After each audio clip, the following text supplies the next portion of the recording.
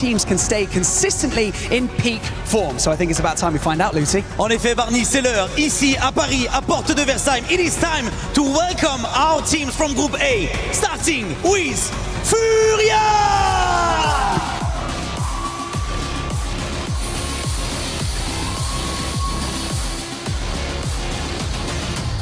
Geekay Esports.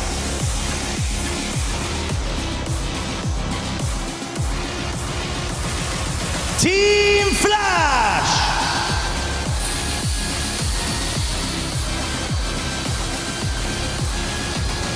Goat Team.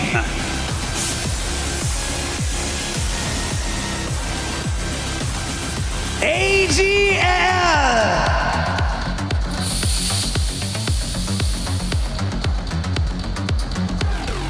ThunderTalk Gaming.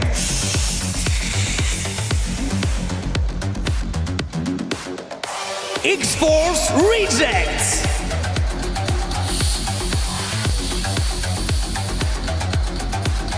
KIWOOM DRX.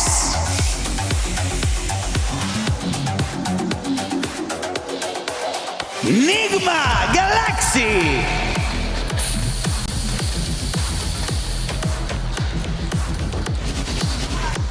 Thrives Esports.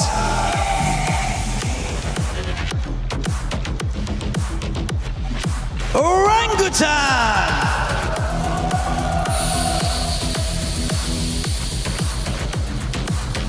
Gaming Stars.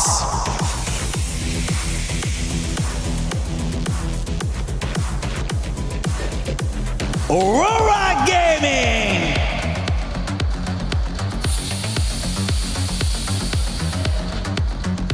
AlUla Club Esports.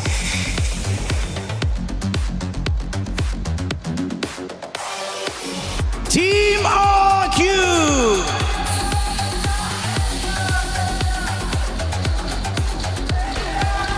And finally, ULF Esports.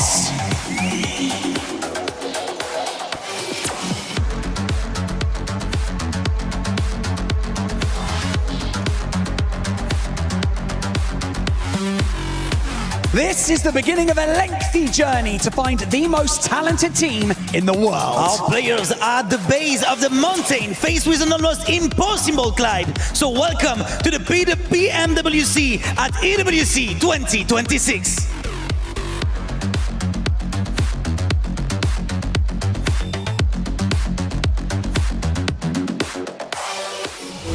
Last year, nobody expected them. They were overlooked.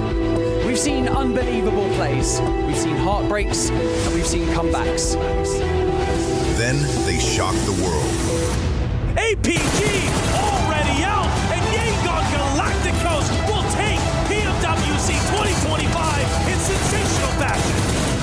Maygon Galacticos! But lightning never strikes twice, does it? This year, the favorites are ready. They have the experience, the firepower, the expectations. But every champion starts as a team nobody believed in. Alpha 7 finally became champions in 2024. Yangon Galacticos conquered 2025. Who will win 2026?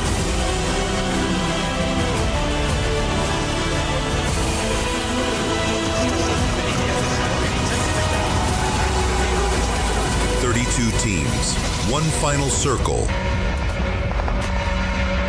one winner.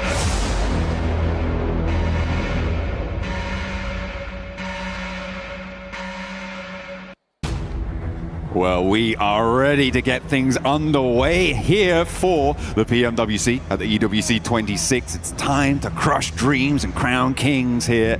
Make that obelisk all the brighter with one of our teams taking that plinth.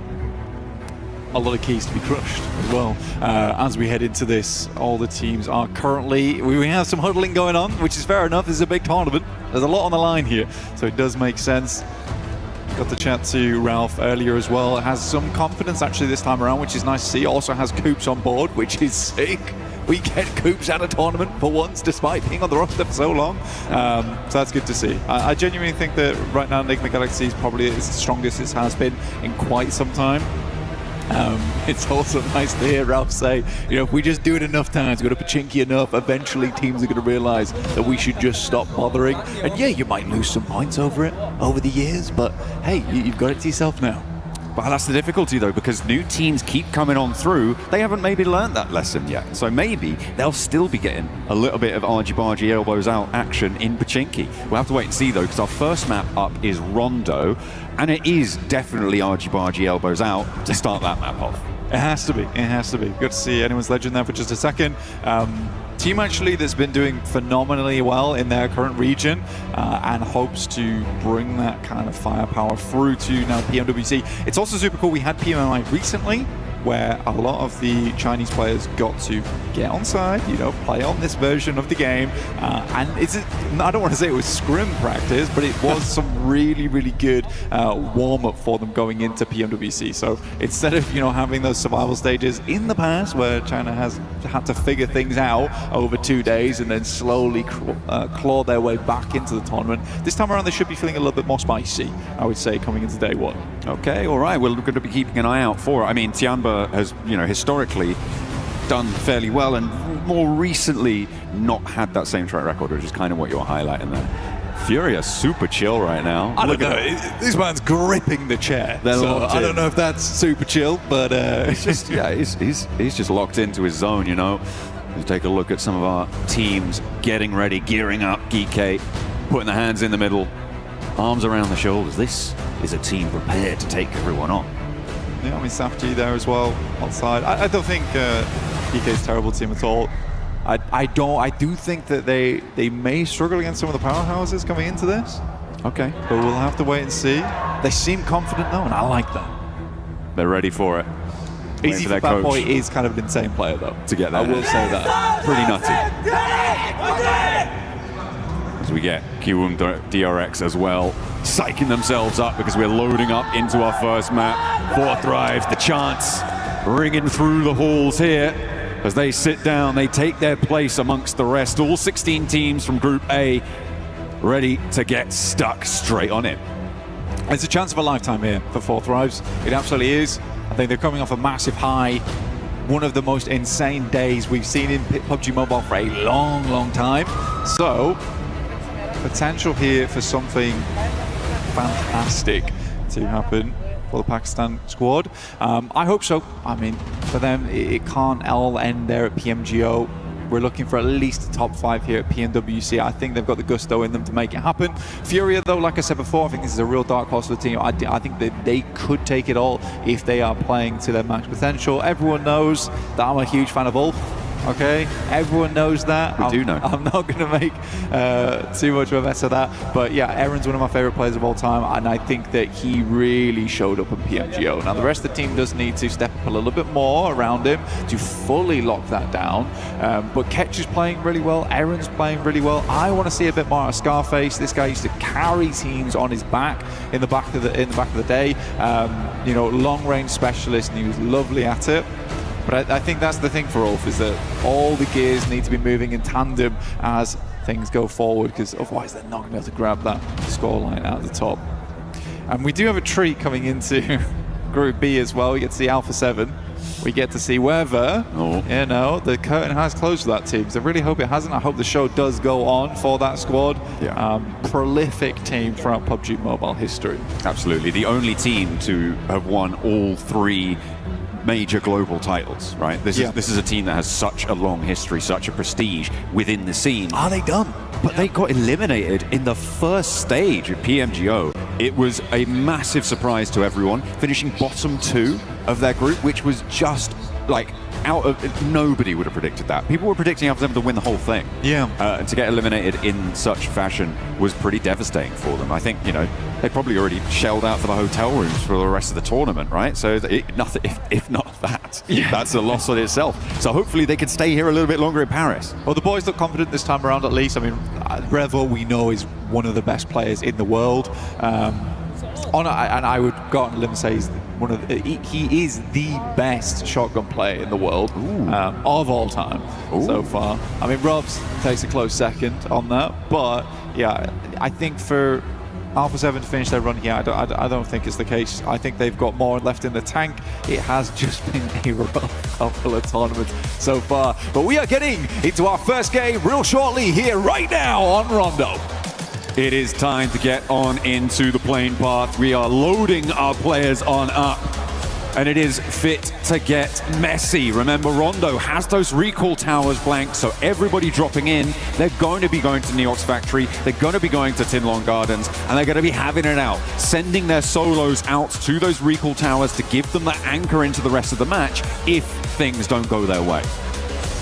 First playing path of the tournament, here it comes, here we go. Getting stuck into the thick of it right now here at PMWC, at EWC, match number 1 of Group A. Let's get it kicked off. Time to go on in. It looks like we're coming at it from the northeast side of the map. Cutting down through the middle, our players. We've got cameras focused on all of them.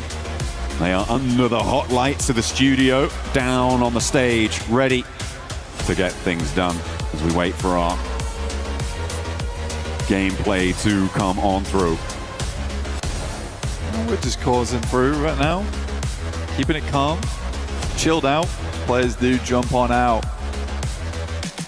Slows down, we're heading over towards test track, start things off. We know the Neox Factory is going to be an absolute slobber knocker over in that direction, but how many teams are going to end up over there? That is the real question as we head on through. There was actually a lot of engagement down towards Danqing during the test matches. We'll see if that's the case here, but it does seem to me that Neox Factory is the place of choice for plenty of these teams. ThunderTalk, though, however, taking a very, very chilled out approach over towards the north side in Bamboo. They've got a 4-man split over here. ULF also towards Stadium. But it's 4 thrives, actually. You've got IQ getting very, very close over towards Geekay, and that is their player to go for the recalls. So he wants to get past there without harm, without pressure.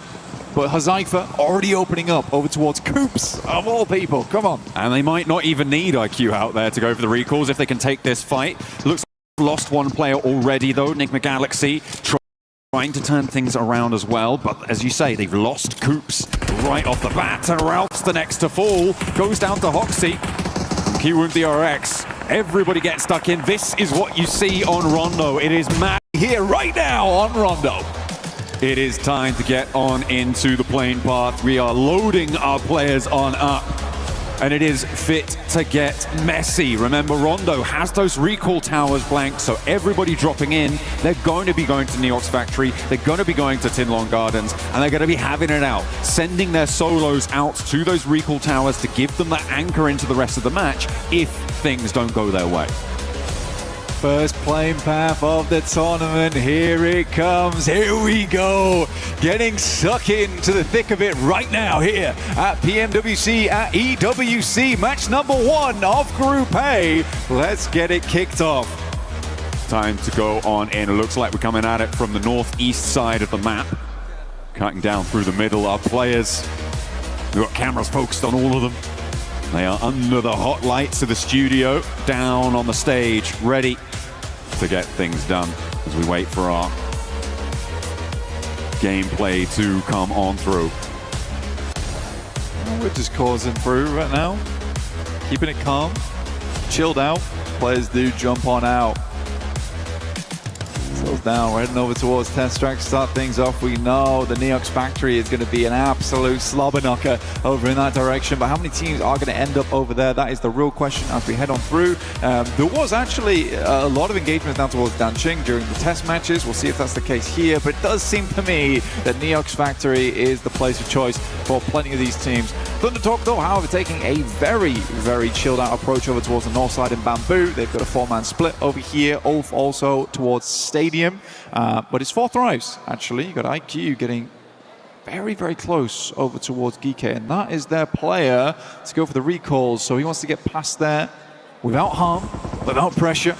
But Hazaifa already opening up over towards Coops, of all people. Come on. And they might not even need IQ out there to go for the recalls if they can take this fight. Looks like they have lost one player already, though. Nigma Galaxy trying to turn things around as well. But as you say, they've lost Coops right off the bat. And Ralph's the next to fall. Goes down to Hoxie. KIWOOM DRX. Everybody gets stuck in. This is what you see on Rondo. It is madness in the Ox Factory. Nice. A big nade threaded on up, and it's finding 1 and 2. Falak charges on forwards, and they're cutting the rosters in half. The volley back through the door, though, puts him back in his place, and Hazaifa has to hold it down. Satan around the corner. Hazaifa needs to hold, and he's good for 1. Ralph can't quite connect either, and now he has a 1 versus 1. Ralph is low, and he finds it. Hazaifa keeping him safe. Falak back on up. The spray comes through, and Fourth Rise looking good, looking neat on this side of the map. I like the play from Falak as well. Insane grenade, banked off the doorstep, but knew he had to jump up there quickly because KRX was stealing away all the eliminations. Fourth Rise start off the game at a 4 elim count. It looks really mighty strong. FURIA were able to get 1 in the process. Most teams getting back up again, but the biggest disappointment so far is Nigma Galaxy. They lost all 4 players in the first minute of the game. You can't be doing that. That is not good news. And on such an important map, they get no points. They didn't even get that refrag, losing repeated challenges. And I don't know if they lost a player on an outpost, if they sent someone away, if they committed. We're on board, though, with Flower trying to get the spray down. Furious giving it a good go. And Maple is there, looking to take down the crossing, does so effectively. And now KIWOOM DRX have to find something else. Maple looking sweet like syrup in that engage there now, looking over towards KRX. Benny down low on his belly, moving out with the JS9, see if we can get done with that. Reverb comes through with the M249 over towards the tanky. AKOP though is clapping back over towards Reverb. To see. Benny spraying through the smoke at the moment. It's a pretty awkward bit of terrain to work around here inside the building. Hoxie and Binny trying to hold down the angle. The smoke's keeping them in cover for now. Just constant harassment from Maple. Pushing them back and forth this way, that way. But he's allowed his players to step in towards it. Maple goes low, but doesn't quite connect. Nobody's hitting the shots, and finally Hoxie falls. Maple wants to flush, and will be able to find it. Scarpering around the corner now to get away from the rest of the fight. He doesn't want any more to chew down on. He's already done bits. Through the smoke there, everyone was suffering. Benny's currently on fire as well. This is a nightmarish area to be in with the sidelines available. It's all a bit awkward. Maple will find another. I think he was able to secure that as well, which is nice to see. Hazaifa does go down, but so far Fourth Rise have been living over on the southwest side of Neox. AKOP pulled back almost immediately by Orangutan there. Oh, predict. Heard the M79 going off and just thought he would spray on through. He has been a monster inside the Neox factory so far, and he has been producing those eliminations coming straight off the end of the conveyor belt. It is now neck and neck on eliminations from the hot drops, and it looks like the 2 titans of Neox Factory want to get stuck in against each other. Falak charging forwards there. Maple looking for the heals. He's allowed to get the first aid kit off, but still has a health disadvantage. The S12K in close range could prove to be pivotal, though, as Falak opens up for the charge around the corner, goes wide, and what a swing from Falak. Up and into the air, hopping about, the bunny rabbit bites. I mean, the S12K versus the JS9, I mean, it's sort of even, but you would probably eke that out with the S12K there. Oh man, I mean, that's Falak all over though. The guy is criminal when it comes to those 1v1s. Looks good though, and finally our observers are like, yeah, let's take a look at the other portion of the map so far, because it has been hectic over towards Neox. Fury's still playing on that south side of it though. You go Flash on screen. Every team that struggled in the past this year, I mean, they are looking to get a little bit better into this one, but they were a rookie team at the start, and they have been plowing through into some of the most prestigious tournaments of the year. So we're going to give this team time, I would say. Well, we're off at the moment, Scarface. I can spot a marble on the top of the mountaintop. Looking to do exactly that here. figure out where these teams are playing. He has a team just down towards the south of him right now in the flash. So it's interesting that ULF have left Kelsey out over towards Stadium, right, for that recall tower this late when they have got already such a prior position. FURIA looking to go for a challenge against ThunderTalk. Already hitting him so low. How do you hit those? AlUla, beautiful. Now looking to go big with an aid. Does a lot of damage. And the Molotov to follow it up. Pinches him into the corner. And they know what they're playing against. It's just easy for FURIA. That's cool gameplay there from AlUla. The perfectly placed molly, has to drop down, doesn't have time to go for the first aid, and notices that the pin had not been pulled for a long time there at all. So he just sends her out the side, so he thinks to himself, you know, I can just step up, go for the shot through the window. It's good awareness. I mean, AlUla played in quite a few different teams. Glad he's found a place here on side with FURIA. Main look good as well. So far, 5 elims for them, only 1 behind the top squad currently in 4 Thrives. 4 Thrives with that elim over towards everybody else pretty much in Neox Factory do still have this top spot, but it's a question of now getting into the circle for them. The 4 Thrives, they may not have the easiest time of it out on the western side. Goat's team challenging, getting the spray over towards Gaming Stars. Rolex does go down. Not fully flushed just yet, but you imagine it is only a matter of time here. And Rolex, yeah, that's going to be confirmed. Recalls are going to start to get harder now, Blank. Teams are starting to take position on priority recall beacons, and it will be more difficult to find your way towards them. So eliminations are going to start to stick. That they are.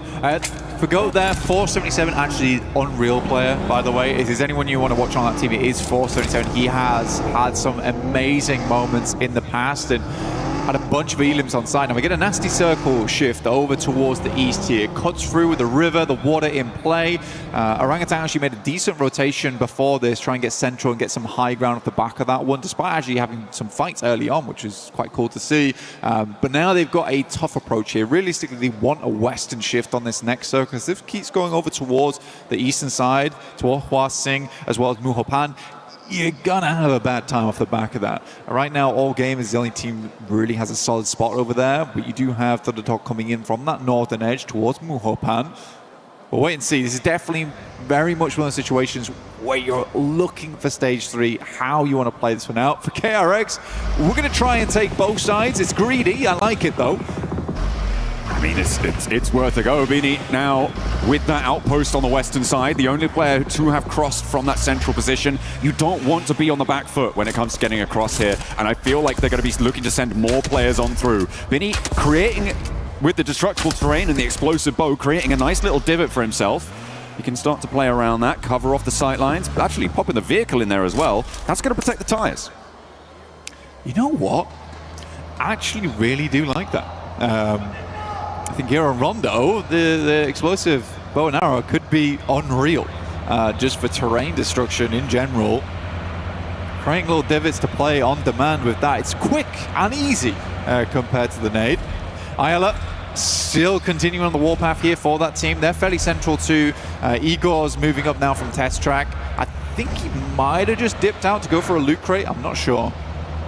No, I have to see if he's going to catch that one on the loop. Aurora taking position again, looking to stay fairly central. They're more on the south side of things, but they have got this beautiful high ground on the top of this mountain to overlook over to everybody around them. Will be pretty tricky. I'm also keeping an eye on 4 Thrives, who have yet to really make an entrance. So far, most of what's happened has come off of their test track and Neox Factory hot drop in terms of their point scoring, but now they have to push in from the west side, and we're getting back into bread and butter PUBG Mobile for them, and so it will be interesting to see what they're able to achieve there on the west side. On board with Aurora still, though.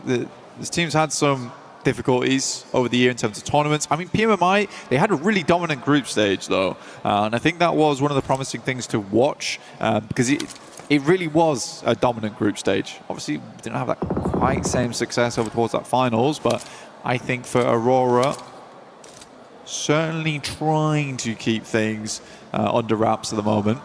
Just feels like finals tends to be a little bit scary for this squad so far, despite having like such confident players on side. I mean, you watch the walkout there from Aurora and you're like, honestly, these guys feel like the veterans of this tournament.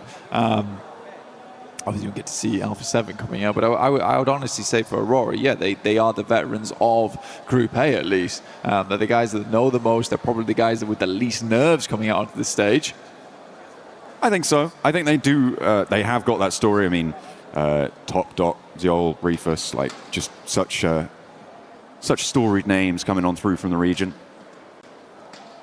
But you're right, they had that little bit of a downturn, and there has been criticism levied, I think probably most specifically at Doc, in terms of the way that he sometimes splits out, plays too separate, doesn't play with the rest of the roster. It felt like maybe he'd found some fixes to that over the course of the last year and a half or so, and hopefully they can be learnt from and move forwards. Because Aurora did just do a little bit of a wraparound and have gotten far more central onto this next circle. Yeah, I think it's hard, right? Because at some point you have to look at the rest of the squad as well. Kelsey on a mad dash out there. I am surprised he is still kicking at this point.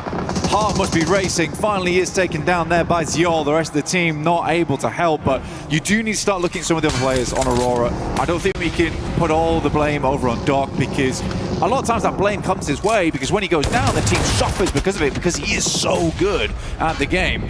Win will find Top on a nasty little headshot, actually, just peeking over the top of that ridge side. A really nice cut across comes through from Aurora there. I mean, we caught the end of that rotation as FURIA were taking that volley of fire. But Aurora, from the south side, went around FURIA and into the south point of ULF. It forced ULF to regroup in an unfavorable scenario, which has led to them losing a player. And it's put them under a lot of pressure. They are in nade range now from Aurora, who can start to levy this central position. I mean, the more nades thrown at Aurora, and the ones that don't hit, are just providing more divots for them to play in towards. So this is actually not the worst thing in the world. Emergency cover flare also brought out off the back of this one. Circle did shift back over towards the western side, which Orangutan's quite happy with, playing over towards the northwest. Gaming Stars do lose Rolex. A couple of players brought back into the game, though, so we're still at a solid 55 count on players. Yeah, we do have a couple more minutes of these recall towers being active, but they are starting to get difficult to find. I mean, RRQ currently sat on top of pretty much, I think, the only one in the zone. The Muhopan recall tower is technically accessible, and maybe you could get out there, but it's all the way over there. It's much more likely you're going west out to the Bamboo recall tower. But I don't think that the last player for Gaming Stars is going to be able to get anywhere near them, because there's a solo trapped in the middle. Does manage to extract a point against Flash, though, on the north side.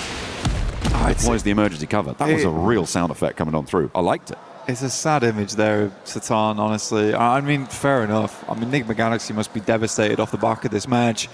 Head down. You know, you just got to pick yourself back up onto that next match, but it's 12 matches, John. It's not a lot of time you have to work with here. Ooh. You really, really do need to get a move on. So I think for Nigma Galaxy, they realized they just lost out on one of the highest earning maps over these 2 days, and there's only 2 of them. So they're really going to put in the work over the next 11. I said they looked confident coming into this one. Maybe less confidence. All right, maybe we do need a guy on the outpost. Yeah, it's unfortunate. It's not what you want to see. We did also see XFORCE rejects coming in from the west side. Fourth Rise cut across them. I think they took 2 of those players, and now these central divots are going to get really jam-packed if they weren't already before. Fourth Rise taking a lot of ground on the west side, and they're going to put pressure on the back of the players in the middle, but RRQ are trying to weather the storm of nades being sent their way by GOAT Team, and it is not going well. A lot of points taken away as Footsman moves forward to try and take them down entirely, but not quite fast enough. Footsman falls, and now it looks like GOAT Team are under too much pressure. They've sent players too far forwards, and they might have just overextended. I think RRQ is actually able to get a res beacon off. Actually, yes, they were. So only Nerf now left alive here. GemForce is flying in. The rest of the team drops directly back on top of their own bodies. Viren goes down instantaneously. RRQ, the reinforcements arrive, but immediately become cannon fodder. But it's slowing down. Will these reses come on through for RRQ yet again? A nade over, forces Doc back off the ridgeline, waiting to repair top because he's on super low HP right now. It was a FURIA knock, and they're not going to be pushing over just yet. FURIA all too happy with their position, so it is resable. But RRQ have been given a little bit of respite to get themselves back together, but the ordnance keeps on pouring through. Doc with a molly in hand. They're burning them up the hill behind the cars now, and the nades displacing them, but the reses just keep on coming, and RRQ are 4 men on their feet. I think they're further behind here because of this nasty little bit of terrain. Some of the nades are bouncing high there, so the airbursts aren't doing quite as much damage as Aurora might hope them to do. But what a play from Nerf. Honestly, really, really well done to RRQ. It's not often you get to see a full squad reset in moments like that and directly back onto your own loot crate, so you lose effectively nothing other than giving points over to a different team. But yeah, incredible stuff. Really, really incredible stuff. A lot of damage done. I mean, RRQ was sat on top of, I think it was a pretty much last second recall coming on through as well. Yeah. Just before things got shut down for RRQ. That's up to him. A really pivotal play coming on through because they are now shut down. So no more recalls. We're stuck with the players we've got, and it's only going to get fewer from here on out. At the moment, FURIA, who have been doing a lot of work from their south position, are back on top in terms of elim points. They're up to 9 now, Blank, and they have still got a really important compound. Yeah, FURIA's been doing fantastically well this game. They haven't really slowed down all that much either. For Fourth Rise, you're talking about the early play on that western side, but goodness me, look at the space that they're currently holding. They've got a big old playground to work with. Unfortunately, the circle does move over towards that east side. That is awkward ground to play as well. We saw it earlier, where currently ULF is playing, as well as XFORCE Rejects. Pagoda's in play here for KRX to try and work off the back of now. The flash forward, Tops goes down to a nasty nade from Hoxie. Now he's looking to unleash one more here behind the Willow. Bows and Zeus on the inside. Only 2 players now left for the flash. Hoxie tries to make the cross, but it's cut through. Will be taken down as Zeus steps out for the spray. Confirmation there, and that's going to leave them lacking on the numbers. It looked like a good opener, but it now needs to be converted. 3 players on the outside for KIWOOM DRX. They've lost a little bit of momentum there. Hoxie gets a little bit too quick with it. Bows pulled taut on the top side right now as the nerves run hectic in this team. Bows drops another nade out, though it's perfect over towards QEZ. It's a bouncer. It almost gets Trey there. One nade goes up, and Bows will fall to it, leaving just 1 player alive now for the flash inside the building. Vinny is tunneling his way towards the Pagoda right now, leveraging that explosive bow and arrow, but he is in. A lot of damage poured his way, and it's Orangutan who chime on through, getting that headshot coming on in. A clap back from India.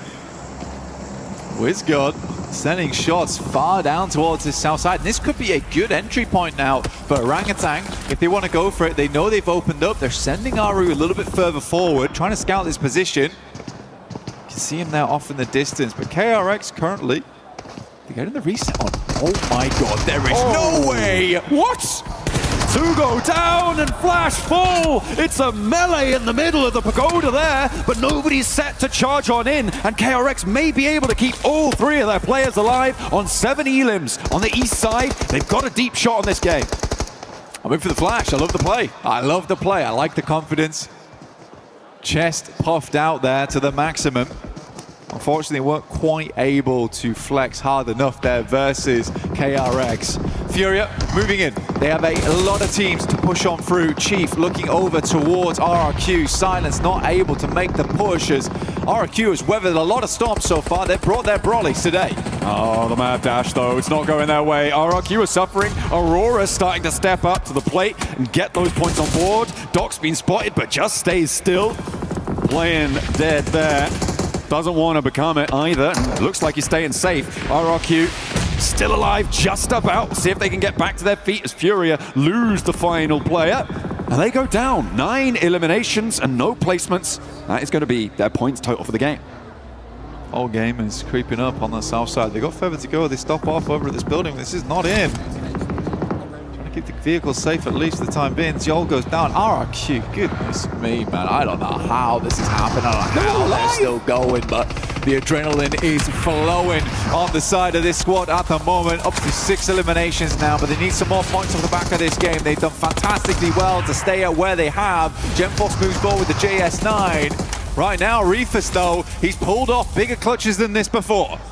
He's a 1v4 though on the lip of this one, and it's going to need to be pushed past as well. They want to disengage here, but Reefus is low. I imagine his utility is starting to run down too, and the backlines are now being harried. In comes AG from this south side. They need to move past this as well. The question is, do they want to get involved? Reefus still stepping forward, still looking to leverage the ridgeline to play around, but it's not quite connecting, and the backlines make it all the harder.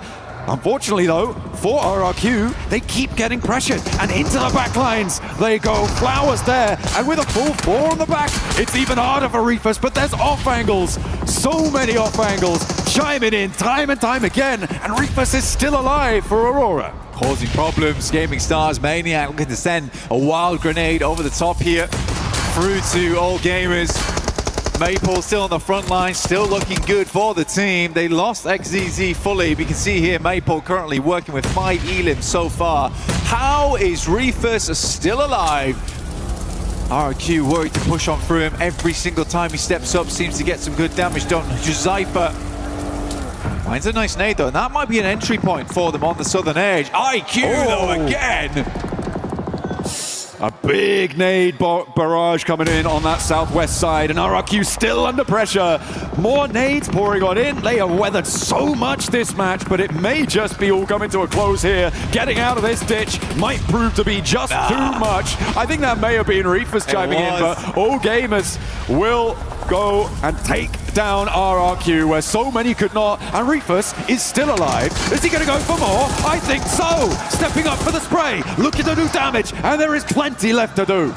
Reefus, the iron wall between every team on this side of the map, pulls out the shotgun, can't quite make the connection. Liu will find another 11 eliminations right now for All Gamers.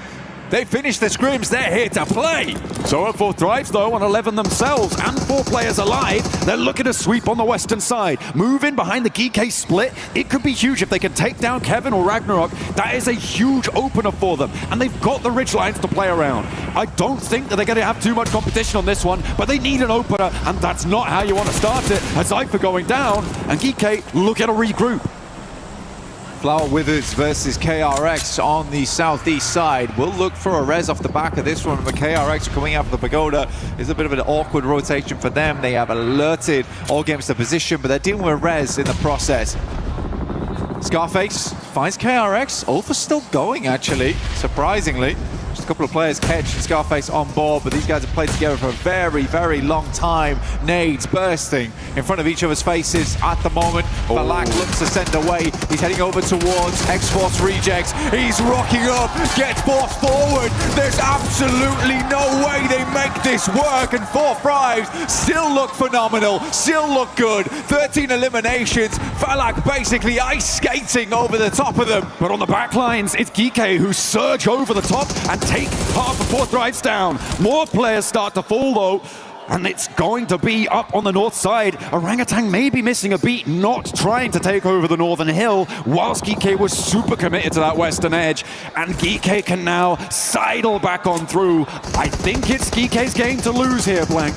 Potentially, but for Orangutan, I respect this gameplay. You want to get further into those matches. You want to see more of these games. This is the way to do it. So far, their rotations have always been the thing we've praised them for. And this look good, but it's those eliminations that they are lacking on right now, down to 2, but they can make up for that later on in this game. 13 eliminations for 4 drives, and All Gamers on 12 as well. Already up in that 4th place. It is great matches for these 2 teams already.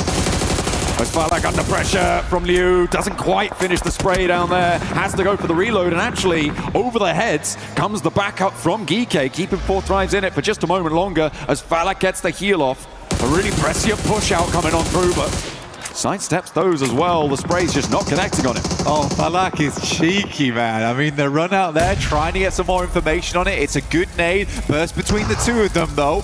Not enough damage done right there. Knocks on the one of his own. It goes behind.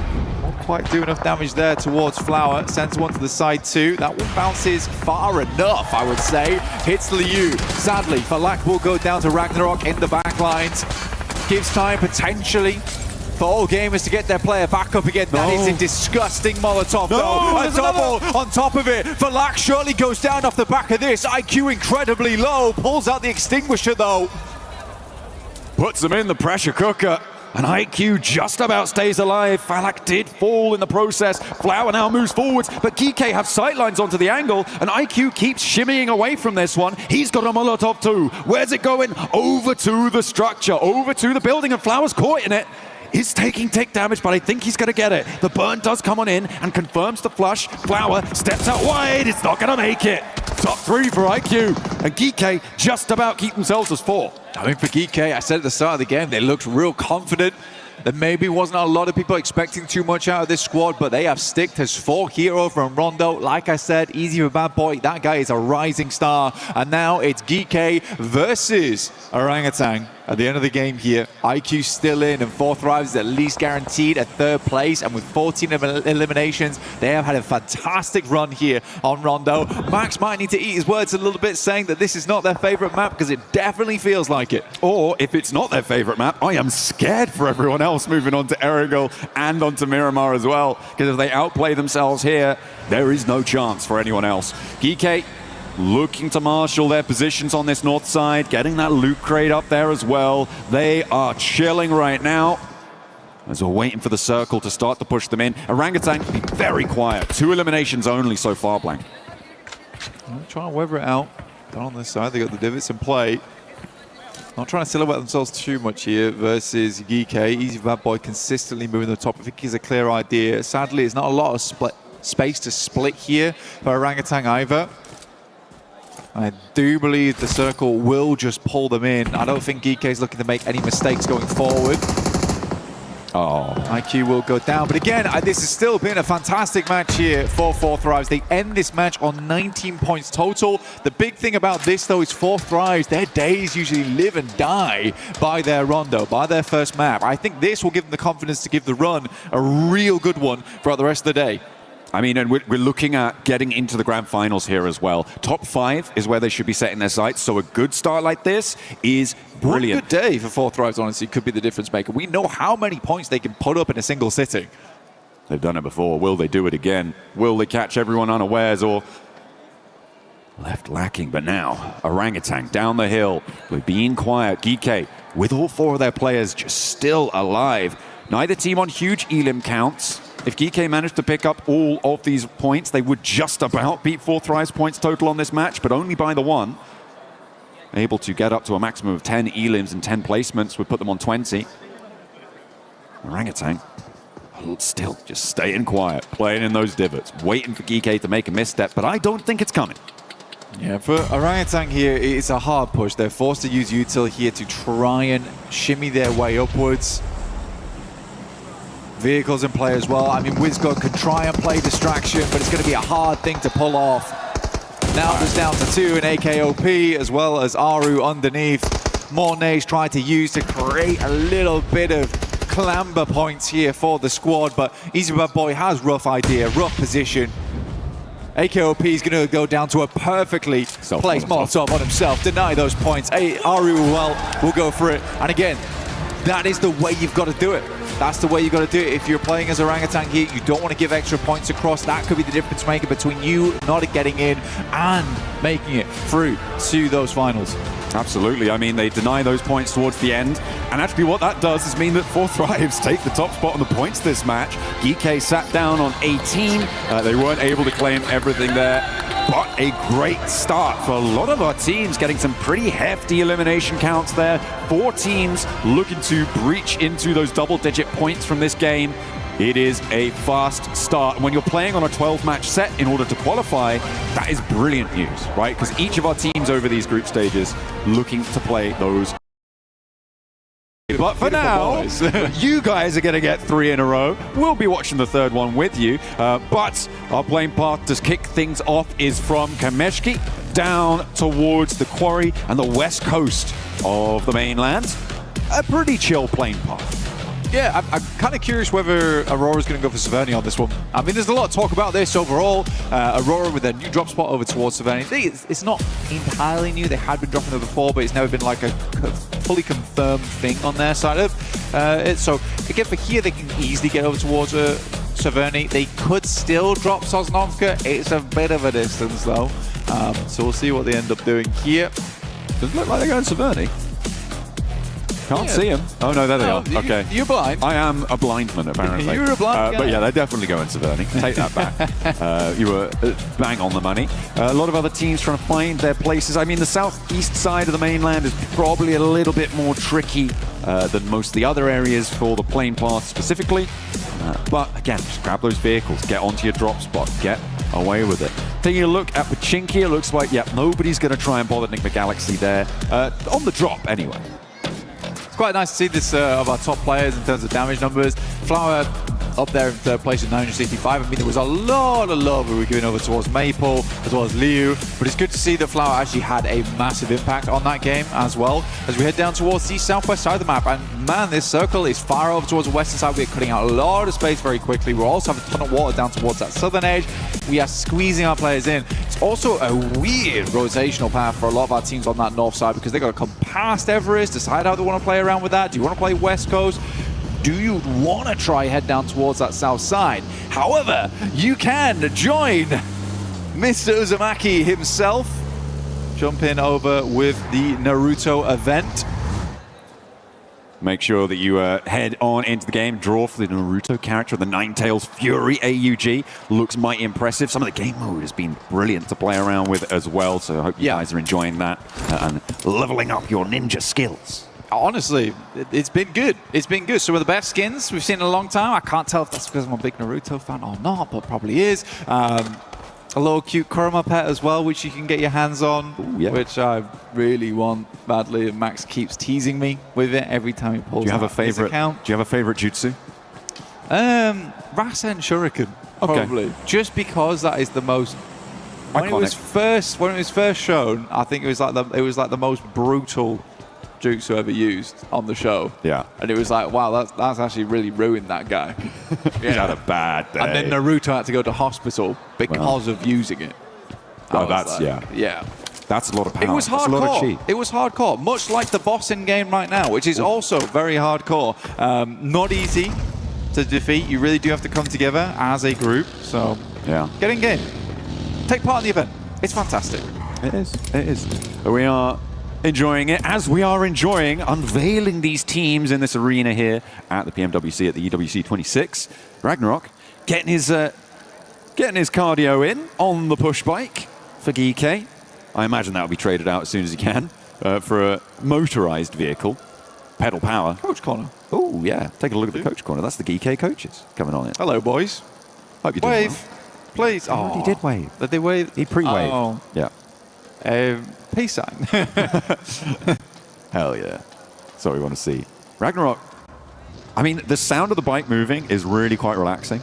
And I feel like you can't relax in a situation like this. So I hope that they aren't going to be going for it. This is a little bit more, you know, petrol and exhaust fumes that you need to see. The pace coming on through for Geekay to channel that previous match's momentum. Exactly. Because I was going to talk about, they've just come off a great game. They currently have fantastic control over towards Gatka. They could even pick up God Compound if they wanted to. It's a little bit of an early send towards it, but with so much space being cut out here already on the map, I don't think it's a bad idea to full send, which looks like what they're currently trying to do right now.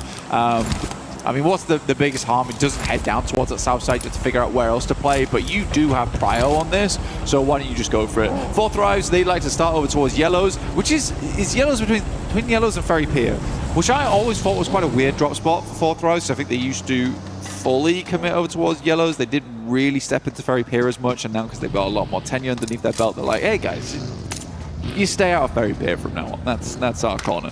But for them, this is also a fairly easy rotate, sweeping underneath. Not a single team over towards Sosnovka though, John.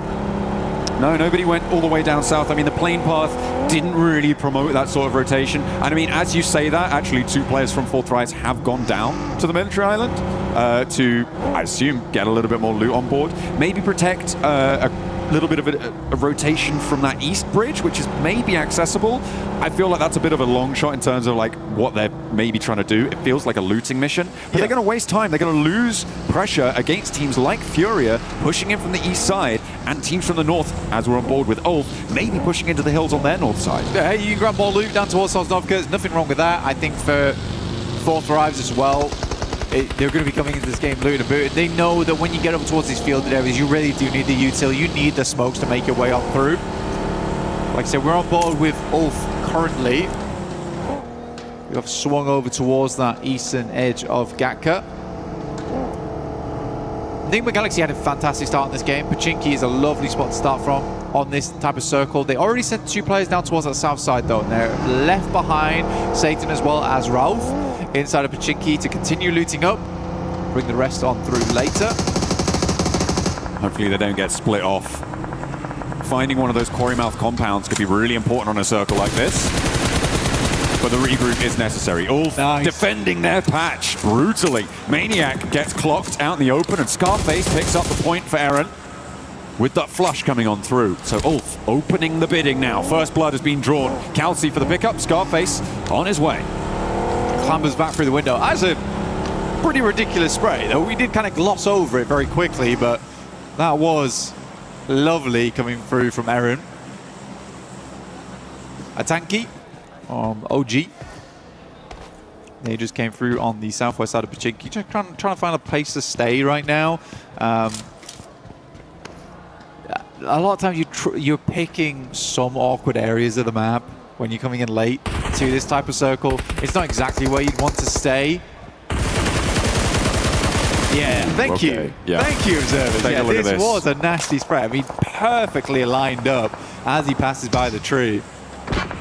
Chomping away at that health bar. Looks like they're on for more long-range engagements as Orangutan falter out in the open, losing a player, and that's ULF now up to 2. The open ground looks like they're good for the hunting. And as we saw, that spray from Eren was pretty beautiful. Looking good with it.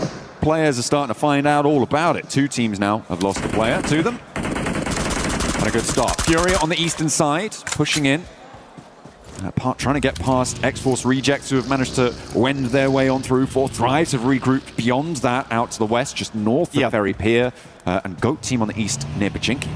Yeah, the thing for Orangutan there is it's an awkward push for them, right? It is an awkward push, but when you're coming in that late, I think what would be better to do there was probably to try and play out on those outrages. There's still compounds to play up towards the eastern side of Gatka. You're slightly forcing center off the back of this one. There's a lot of sight lines around that area as well.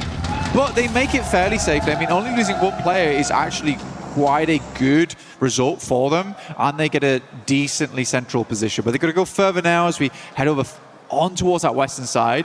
Geekay extremely happy with the 2 positions they have locked down, but they will regroup off the back of this one. I think for Easy for Bad Boy as well as the other play in that location, this might be a little bit bold to be holding 2 areas at once, because ThunderTalk is rocking up towards their second duo on the west. Some pretty difficult terrain here, playing around that swamp, as you can see on that western side, teams starting to move in from the north edge. Nigma Galaxy actually full wrapping quarry here as well, moving in on this western side.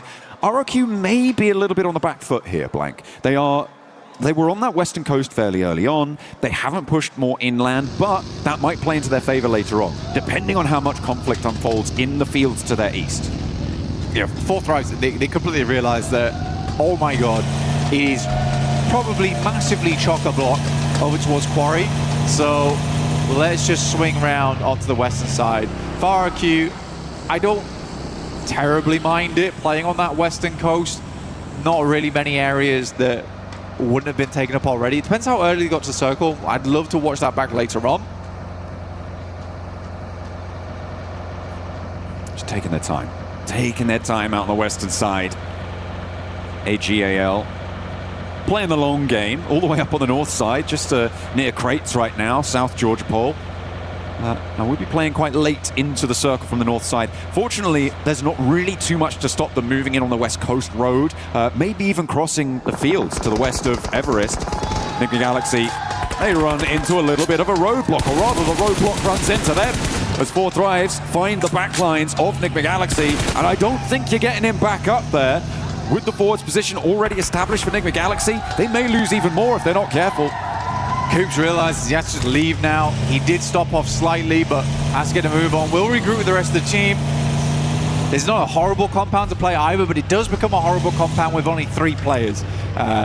It's a lot of area to hold here.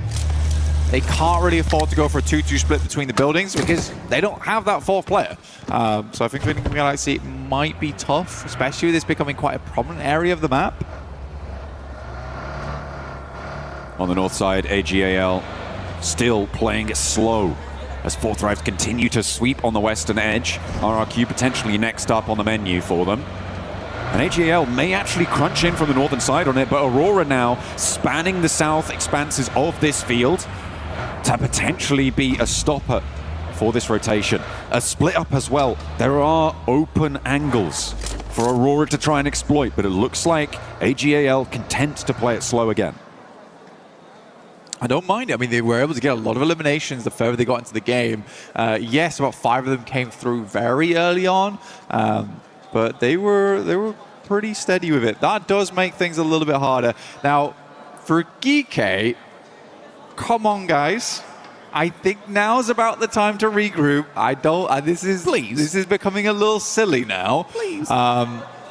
It's very, very greedy. Very, very greedy. Quarry's still in play. Down towards that south side. I do like ThunderTalk's position off the back of that one. They can play up towards the hillside if they want to, coming out on that eastern edge. FURIA as well has kept it fairly silent. Down towards that southeast edge, there's a big ridge side that runs through there. FURIA though, they're wrapping back. They are wrapping back, and FURIA might have something to say about this. Playing that stopper on some of the quarry mouth buildings, but I think FURIA, I mean, they came from this area, they're going to have a little bit of info, but ThunderTalk's presence might be an unknown quantity for them. They're sending straight through. I think they're just going to get past blank. FURIA are going to settle themselves potentially right in the middle of Geekay's split. There's an easy location to play there as well. It's high ground, looking down towards a lot of squads. I mean, FURIA, I question how much they saw of that, because they are playing with little information because the terrain in that area doesn't provide the sight lines over towards FURIA. Geekay tries to regroup and they lose 1 player off the back of it. I don't want to say I told you so, but you do. You really want to say it. I really do. Say it. I'm a smug type of guy. But no, for Geekay, Let it rip. It was a little greedy to hold it as long as they did. For Orangutan, I respect the decision to move in towards that location. It was only a matter of time, and I think Geekay could probably get away with this one. It's just you pick one or the other. We're late into the game. There isn't a huge amount of fantastic compounds left anymore, and Geekay's trying to hold 2 of them. Well, not anymore. Orangutan have actually taken that eastern point now. So, central locations are taken by Geekay, Orangutan, and FURIA. The South Hill, the most open, potentially the most vulnerable, but also potentially the most profitable in terms of point scoring capabilities. On that south edge, you've got GOAT Team, FURIA, going to be forcing teams to approach you in a very linear fashion. It's going to make it difficult to take down this position for a long, long time. So we'll see how FURIA can manage that. The north side, a little bit more messy though. Teams are a little bit more spread out, trying to wend their way on through. Looks like it's plenty messy on the east though, as GOAT are stopping AG.AL. I mean, for all gamers, they have had a slow approach into this game. They've been in the blue for a very long time. They have very little information going forward into this one. GOAT's currently playing on a 2-2 split. Curious to see how all gamers want to play this now, because even Ketch is now having a little peek down towards that south side. He wants to check in on what's happening. And all gamers are like, okay, this looks very rough going on towards the west. Let's try the north. You're going to bang straight into ULF. So I think for all gamers, it has just been a very slow game, which has led to little information. They're going to have to bank on having some strong gameplay going forward to try and cut a hole in the side of this circle. That's a fast rotate from ULF though, John. They are moving at pace, at speed. In they go, splitting the difference and not really running into too much competition on that move. Maybe slamming straight into Geekay's position. We've got as well KIWOOM, DRX trying to hold their northwestern side. Trying to keep themselves alive, and it's going pretty well. on their push. AG.AL tried to move in the wake of ULF, but it's not going quite so cleanly for them. They have to stall, they have to falter it. OG are all too ready to take those points. So back on board with the nades coming in through the windows here. AlUla wanting to hold out, but not quite connecting on either front. KRX hopping Binny back, moving him into a more favorable position to try and go for those assists. And no nades are really connecting here, Black. Okay, there they connect. Yeah, it's been a lot of explosions, not a lot of knocks coming through. Yeah, sure, Coop actually took most of the brunt of the damage so far. The nade right underneath his belly. BF, all game as they're headed down over towards that high ground, only to find themselves up against 4Thrives. Funnily enough, after all these nades are spent and done, it's actually the M4 that does the most damage through these windows. Oh, finally. We find two back-to-back coming from QXZ as well as Hoxie. Okay, I take it back, guys. All right, didn't mean it. I did not mean it. Nigma Galaxy didn't manage to get in for a third party in time. In the meantime, on the southeast side, well, we're on board with AG.AL there, but further out, you still got 4Thrives suppressing FURIA and forcing them into a fight with one another. You can see they're popping up in the Elim feed. Silence is going to fall. And over on the north edge, as we're on board with Aurora and Flash, fighting over location, a fairly isolated fight. Yeah, very much so. It's kind of a weird one too. I mean, for Aurora, you sort of expect the team to be playing on this one. It's a very classic spot. Most people know of this one. You use it because it's very easy to defend your vehicles in the ditch. Slightly nade bait, but for Aurora, they slow them down and try and just pass on by, but they are directly heading over towards ULF. Oh, Scarface does find that initial shot, which is great to see from Scarface. That long-range capability comes into play, finally. Looking for more. AG.AL trying to get a little bit, but Aaron has other ideas. Sprays him down, damage pouring on through. Orangutan moving Aru up, does suppress ULF a little bit, so maybe a little bit better of a chance for Aurora to piece themselves back together. But it is really difficult now to find any semblance of safety in the middle. ULF do get all four of their players back up to their feet in their very central location now. Not too many teams are going to be able to take them down from this one. Aurora step in two with 4Thrives, who are now up to 4 eliminations. They get that res. Now they're holding off against Top and Ziol on the off angle, as well as Goat putting pressure onto Falak. Ooh, 4Thrives, they're surrounded. If they get themselves out of this situation, it will be big news for them. Player pulled out the side of the vehicle. AlUla is down. Moxie moves up. FURIA desperately fighting back here. Igor's behind the tree, looking to bark back at this team. Finally finds the first with the help of Chief from the back lines. Oh, 4Thrives are here to play though, and it's a shooting gallery for the team from Pakistan. They're racking up the points now. They want to keep going. Aurora looking to backfill, maybe cause problems here, but RRQ is sandwiching the far side now. Nowhere is safe. FURIA down to 1. Nobody is going to escape this compound. 2 teams enter, none will leave. Huzaifa spots the enemy off in the distance, the danger coming through. Iran backing up the vehicle into the wall, giving a little bit of makeshift cover as we go forward. Aru, though, doing some wonderful work over towards that northeast side. Sadly, just down to 2 there, but still holding off on his own. I think a lot of people had questions about Aru, but he's proving them wrong right now in terms of the gun skill. Very, very smart player overall, though. Huzaifa's getting stuck in, just going toe-to-toe with Chief. This is dangerous. There are nades in hand. Huzaifa wants to go barrel to barrel, though, and it looks like they're going to hop through. Genfos able to snap that Elim back, though, and will leave Huzaifa out in the open with a nade. With 3 players from RQ bearing down upon him, the backup is not quite there from the rest of his team. He needs some oversight. He needs some assistance, but it's not there in time, and they have to deal with Aurora on the backlines. Oh, T24's quite low there. Took a bit of a tick from the blue. Couple more shots. Falak hits the deck, but from underneath finds it. There is a quick clap back here coming through from IQ, but it's not enough. As 4Thrives are falling underneath the presence of RRQ. They come in from the sidelines as third party, and Viren will hit a nasty spray down. 7 Elins for RRQ on the second game of the day. That was an overcommitment from 4Thrives to this compound, to this third-party engagement. There was so much going on there, and Aurora, the duo from Ziol on top, forced them to stay in that third-party position. They didn't want to push back up. They might have had a better time of it, though, to be honest, because nobody from down below was going to push them. Zypher had overcommitted, and they just weren't quite able to gain that momentum back. 4 elims, not that many placements. That's not how you want to try and convert. And when you look at Geekay's position, they are going to be able to catch you up as well as DWOOM KRX. It's a good buffer, DRX, sorry. It's a good buffer, though. 23 points right now so far. I think it's decent over 2 matches. You're looking at roughly 11.5, right? So I think they're fine. I think they're fine at the moment. 4th Drives just need one more decent game. Scarface does go down to Ragnarok.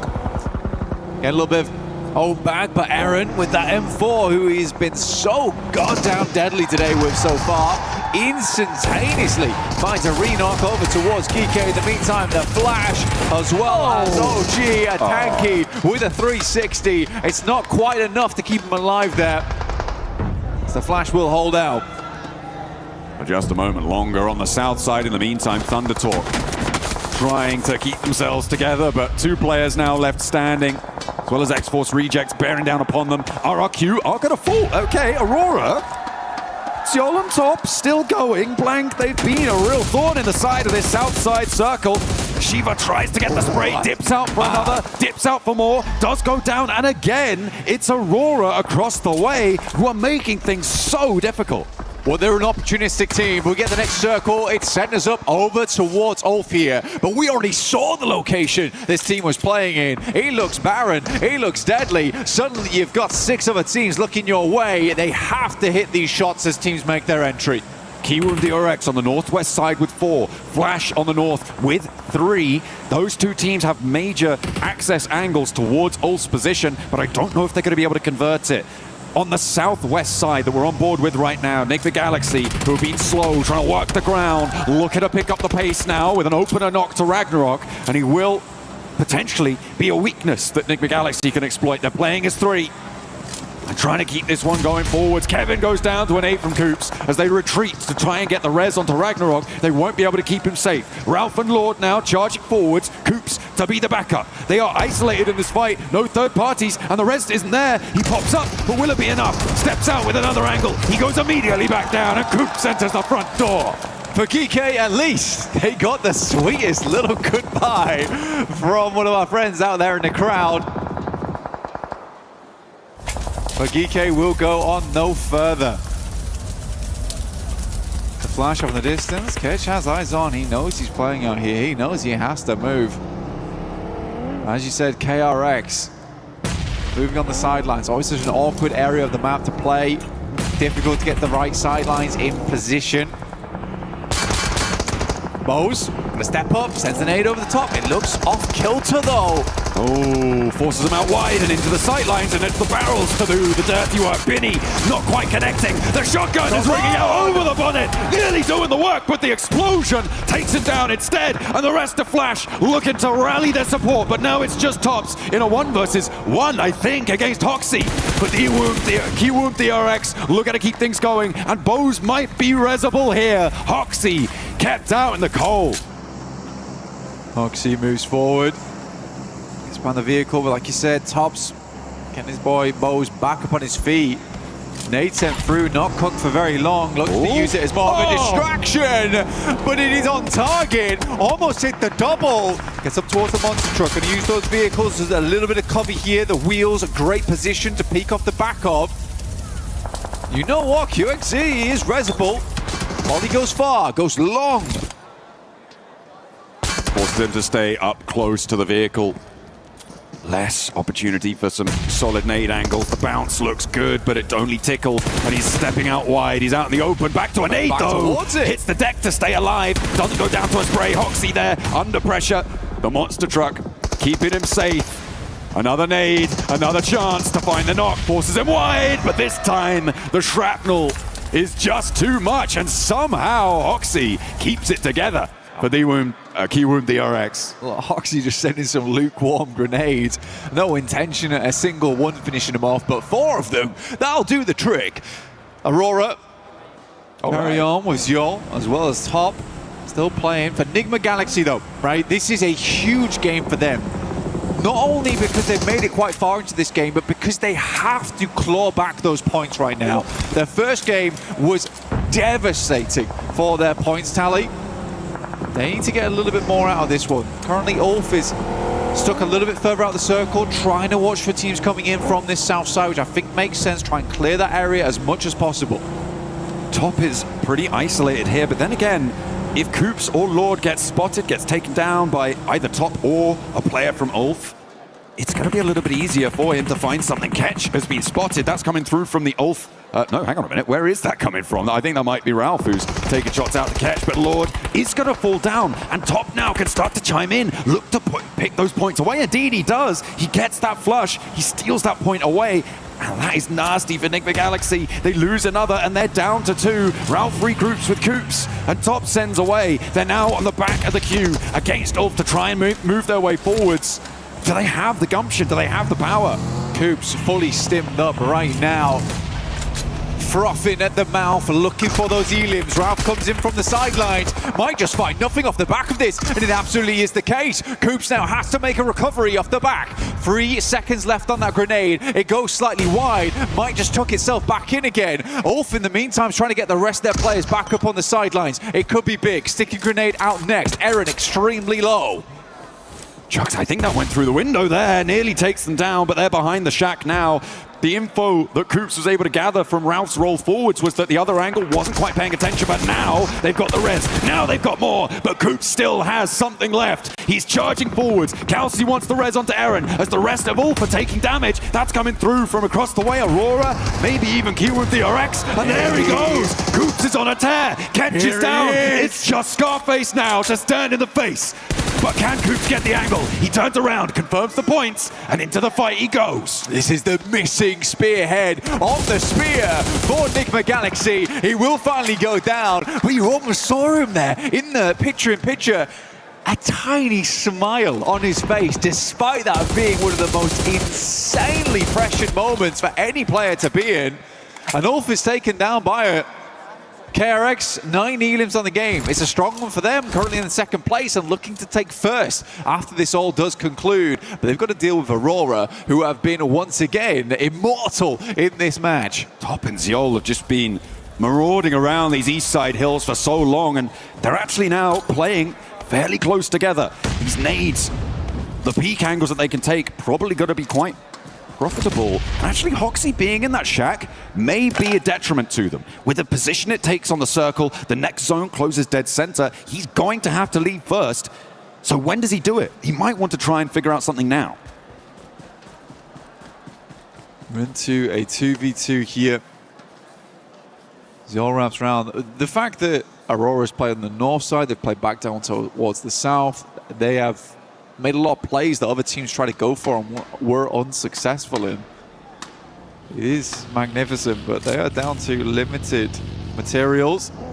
3 nades, 2 smokes, 3 nades on top. He's going to try and move around the sides. If you can get him towards the shack here. Smart. I mean, they saw that rotate away from Hoxie, and Top was trying to get that off angle, but now has to step back in as Hoxie's putting Zeol under pressure. Top yet to step into the firing line, but draws the attention and disengages the fight. This is good from KRX, so I love the layering with the vehicles. Had to be done there to ensure that, you know, it's difficult to get one sightline onto a singular player in the vehicle. Whilst you've got 2, you may as well use them. But these nades are starting to come through now, trying to get some damage done. Hoxie's back up to 70%. That nade's on target. It's beautiful here. QXC now has to deal with the other players. Another one right up in his face. They go wide. Top's moving around the side. Aurora, a difficult beast to handle. This is what Top wanted to do originally. The pressure onto Zeol made it too hard. Another nade, and Zeol nearly takes it down there, but Top now has the angle. He's got them on a broadside. Oh, insult to injury. Take down the down player first, but it is a duo chicken dinner coming through from Aurora. Aurora, after that, they take second place. KRX obviously shut themselves up in towards first.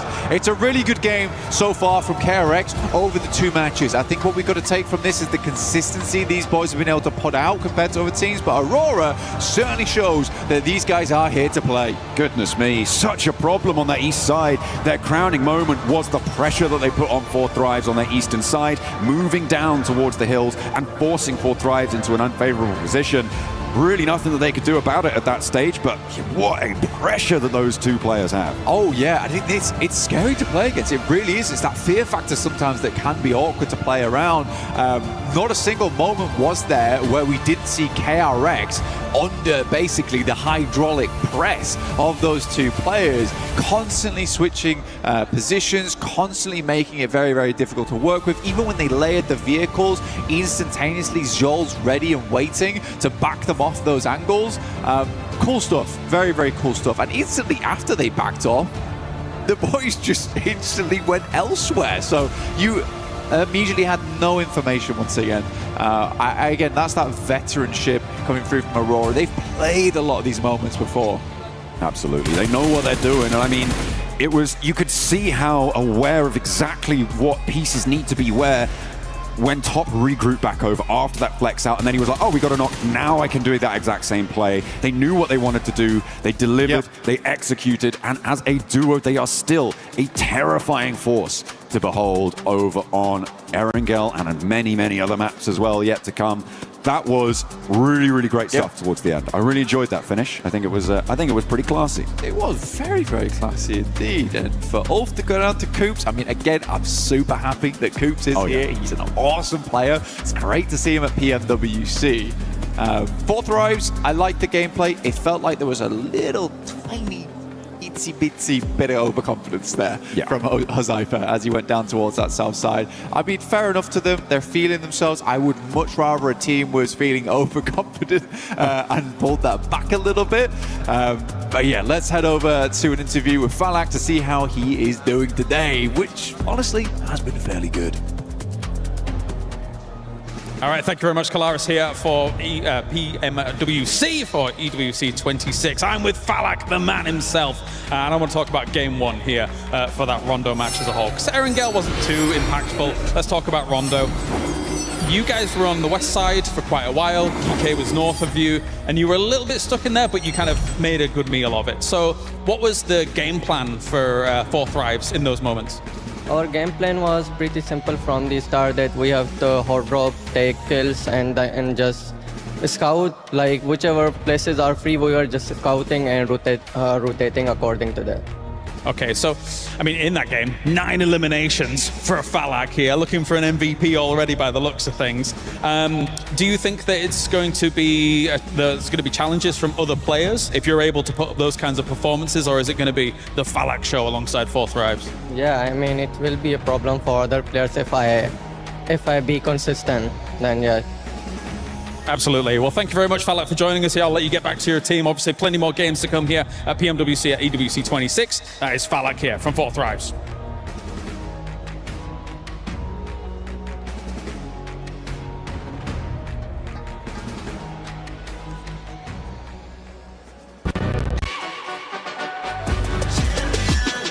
This ain't no regular thing. Came for the ring, you know what I mean. You see my name in the lights. Better get right, I'm champion.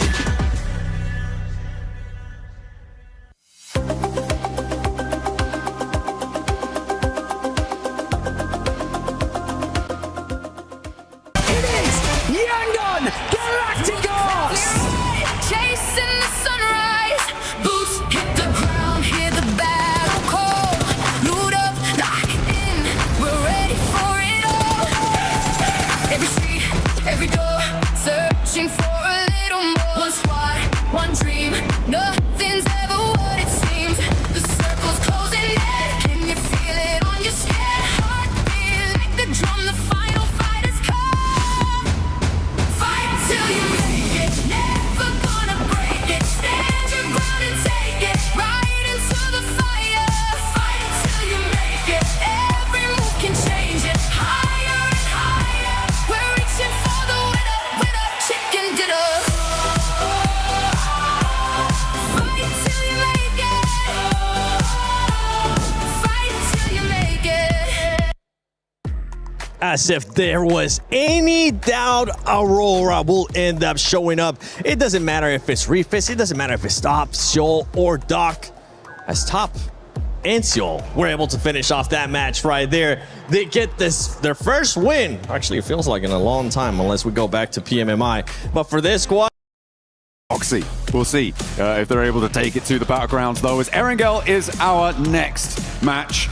It's our middle ERANGEL map. We've got 3 today. We've already seen 1. Let's see if things are going to go differently here. I'm upset that no one talked about Force in that whole segment. Dude's a madman. I mean, he's propping up the team.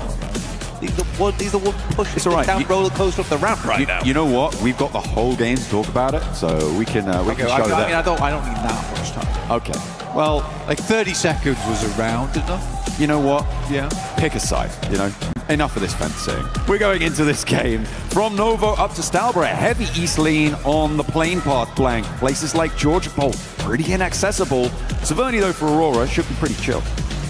Well, I mean, they could do both, right? They could easily do Sosnovka. I think for Aurora, Sosnovka drop here wouldn't be a bad idea. Depends how much success they're having. Saverni, you got the loot truck over there as well, so potential they want to lock in on that. But it does seem like Aurora is dropping out up towards Sosnovka. After all, Geekay, not doing badly. Not doing badly. I think that they have the right idea of it.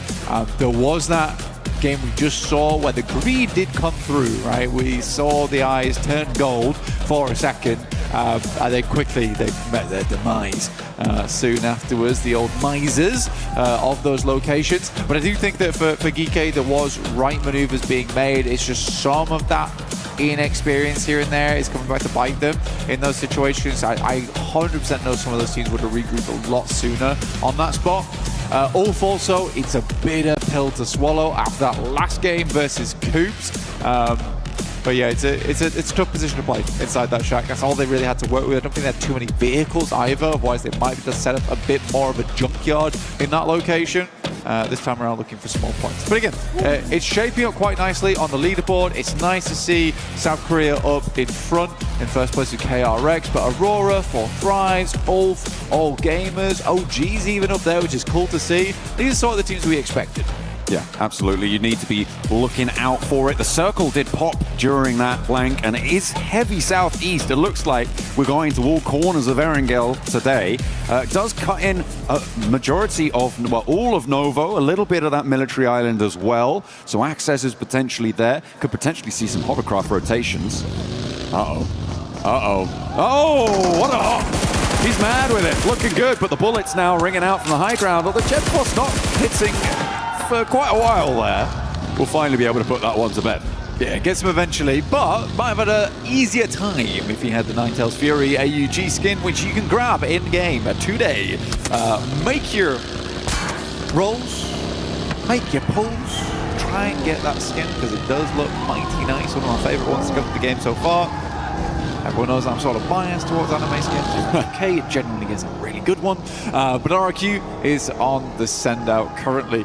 You do have ThunderTalk down towards the south side. They're currently playing military. Good spot to start off with here. You have a lot of Sosnovka actually pulled into this one, but it's the amount of water involved. Hello! We are live from Paris currently. A lot of fans here with us, which is nice to see. Joining right from the beginning here to support their favorite teams. Real mix of support from lots of different teams, fan bases.